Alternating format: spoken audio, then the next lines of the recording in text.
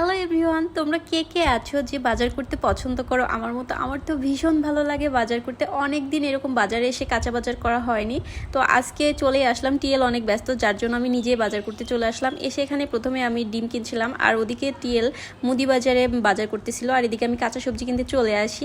এখানে একদম fresh fresh কাঁচা সবজি ছিল, আমি একদম বেছে বেছে নিচ্ছিলাম। সবসময় আমি এরকম বেছে বেছে সবজি নিয়ে থাকি। আর নীলফামারী বাজারটা কিন্তু অনেক বড়, হেঁটে বাজার করে একদম শেষ করা যাবে না। তো আমি যেদিকেই যাই একদম দেখি যে দোকানটা অনেক সবজি দিয়ে সাজানো ভরপুর, সেই দোকানটাতে যাই।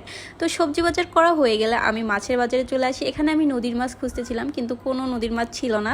ছোট ছোট বাটা মাছ ছিল আর পাবদা মাছ ছিল, বড় চিংড়ি ছিল, কিন্তু আজকে চিংড়ি কাটার মতো সময় নেই, যার জন্য বড় মাছ একটা নিয়ে নিলাম। আসলে মাছ কেনার কোনো নেয়াতি ছিল না, শুধু ভাবছিলাম মুদি বাজারগুলো আর কাঁচা বাজার করে নিয়ে যাব, কিন্তু মাছের বাজারে এসে একটা মাছ নিয়েই নিলাম।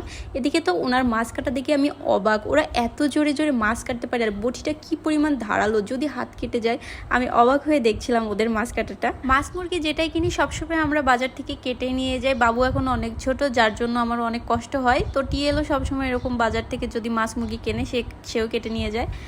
তো এই দোকানটাতে কিন্তু সব থেকে একদম ফ্রেশ টাটকা মাছ পাবেন নীলফামারীর মধ্যে। এই দোকানটাতে একদম বড় বড় টাটকা একদম তাজা তাজা মাছ পেয়ে যাবেন। এখানে তো কাতলাগুলো একদম মনে হচ্ছিল এখনও পানি খাবে, পানি ছাড়া এখনও কতক্ষণ যে তাজা আছে ওরা।